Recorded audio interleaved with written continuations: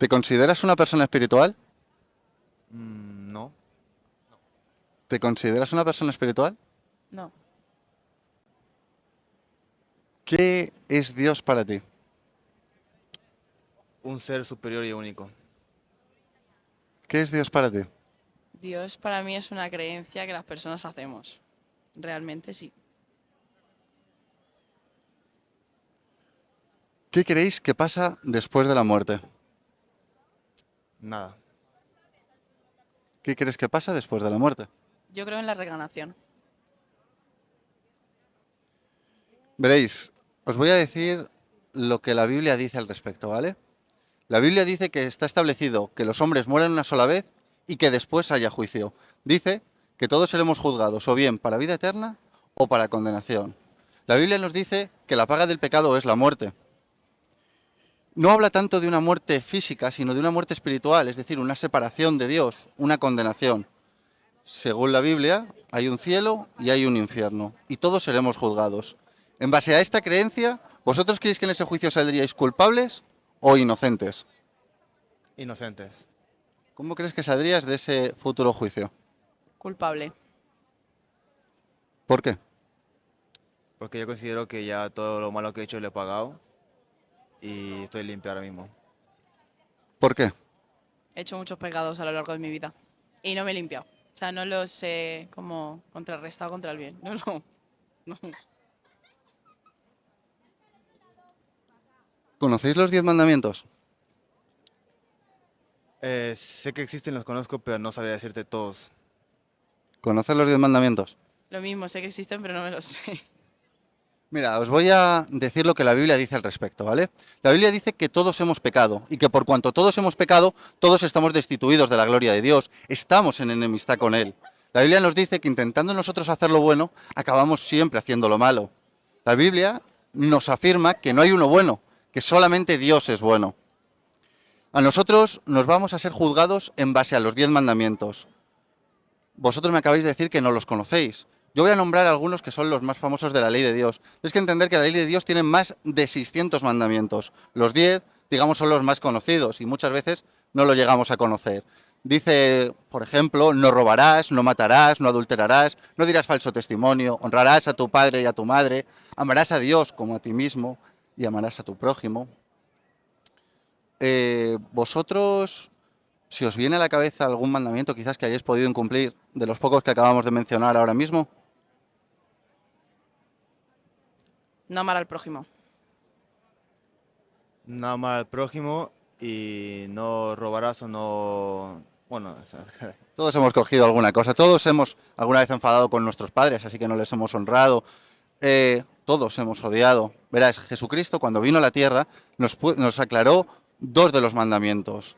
Respecto a no matar, nos dijo que no solamente es al hacer el acto físico, sino con odiar a una persona en nuestro corazón, ya hemos asesinado.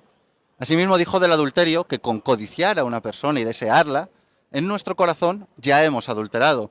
Esto para hacernos una idea del estándar de Dios, de la santidad que tiene y de su perfecta ley, que ninguno de nosotros podemos cumplir. Acabáis de decirme que habéis odiado ante los ojos de Dios, realmente lo que habéis hecho ha sido asesinar.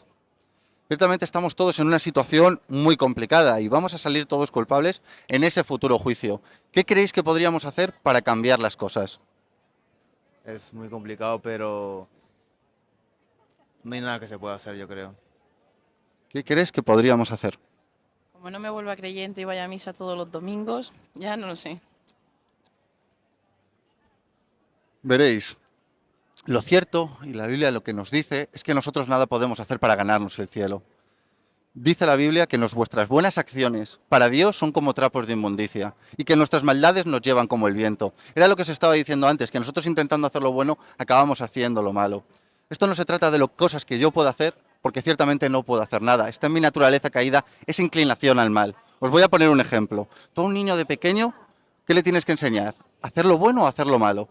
Le tenemos que enseñar a hacer lo bueno, porque lo malo ya le sale por naturaleza. ¿Por qué? Porque según la Biblia nuestros corazones se inclinan de continuo al mal. Es que estamos todos rodeados, contaminados por el pecado y nada podemos hacer para cambiar las cosas. Ciertamente todos vamos a salir culpables en ese juicio. ¿Os consideráis personas de fe? A veces.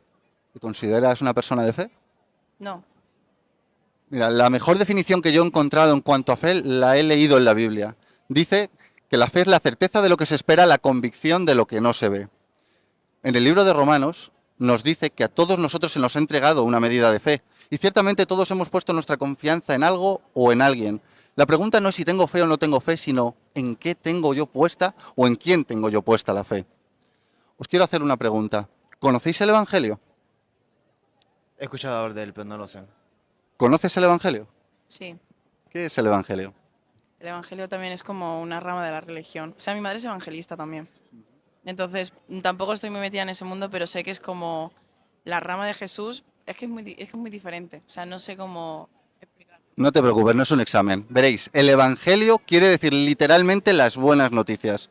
Hasta ahora hemos estado viendo las malas, que todos somos pecadores, que no hay uno bueno, que solamente Dios es bueno, que ciertamente nuestras buenas obras no le cuentan delante de Dios, porque en el fondo todas son malintencionadas y todo lo que nosotros hacemos se inclina de continuo al mal. Ahora lo que venimos a hablar es de las buenas noticias. ¿Y qué son las buenas noticias? En Juan 3:16 dice que de tal manera amó Dios al mundo que ha dado a su Hijo unigénito, para que todo en el que en él cree no se pierda, mas tenga vida eterna. Porque no envió Dios a su Hijo al mundo para condenar al mundo, sino para que éste sea salvo por él. Veréis, la religión nos dice lo que nosotros tenemos que hacer para ganarnos el cielo, cómo vestirnos, cómo hablar, a dónde tenemos que ir. Pero eso no es lo que nos dice la Biblia. La Biblia nos dice que no es tanto las obras que yo haga, porque todo lo que haga ciertamente está contaminado y nada le vale delante de Dios, sino lo que Dios ya hizo por todos nosotros. Y es que Jesucristo, siendo Dios, no estimó en ser Dios como algo lo que aferrase, sino que se despojó a sí mismo, tomó forma de siervo, se hizo semejante a nosotros y pagó en la cruz por todos nuestros pecados. Hemos visto al principio que la paga del pecado es la muerte. Jesucristo, viniendo a este mundo y viviendo la vida perfecta que nosotros no podemos vivir, lo que hizo en la cruz fue pagar por los pecados de todos nosotros, para que si nosotros creemos y le confesamos como nuestro Señor y Salvador y nos arrepentimos de nuestros pecados, el día de ese juicio seamos justificados. Y a eso vino Jesucristo, a ocupar nuestro lugar, a vivir la vida que nosotros no podíamos vivir, para que nosotros, por fe, recibiéndolo por gracia, podamos ser justificados el día de mañana.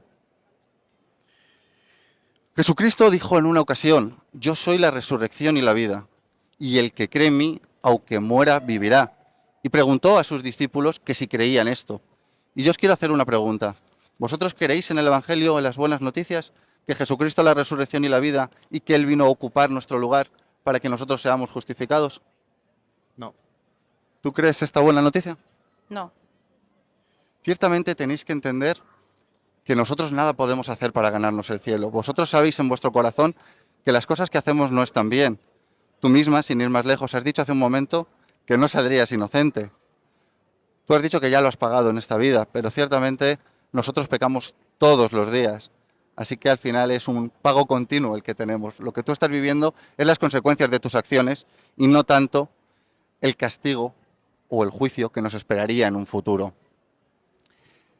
En cuanto al Evangelio, tiene mucho sentido que un Dios creador de los cielos y la tierra, de lo que vemos y de lo que no vemos, no nos haya dejado solos a nuestra suerte. Vosotros sabéis que buscando en este mundo no nos llenamos con nada. Tenemos dinero, queremos más. Un trabajo, uno mejor. Tengo un novio, lo necesito más intensidad. Una novia, más intensidad. Siempre quiero más, siempre quiero más. Nuestros corazones siempre necesitan más. ¿Y sabéis por qué? Porque estos no se sacian. Porque la ausencia que tenéis en vuestro corazón, solamente Dios la puede llenar. Y lo que yo digo da testimonio que sentís exactamente lo mismo que lo sienten cientos y cientos de millones de personas, que es ese vacío de vivir una vida a espaldas de Dios. Pero yo quiero deciros a los dos que Dios existe, os conoce, y aunque vosotros le negáis y no le conozcáis, no cambia el hecho de que Él sí os conozca y os ame. Espero que viváis muchos años. Si algún día os encontráis en una situación complicada, os enfrentáis a esa pregunta trascendental: ¿qué hay en mi vida? ¿De dónde voy? ¿A dónde vengo? Y os encontréis en esa situación quizás que no encontréis salida, recordad que Jesucristo murió por vuestros pecados y que Él está esperando a que vosotros vayáis, porque Dios no quiere esclavos, Dios quiere hijos, y los hijos tienen que acercarse y arrepentirse. Dios nos dio el libre albedrío para elegir o hacer las cosas a nuestra manera o hacerlas a la suya. Es vuestra decisión. Que Dios os bendiga mucho.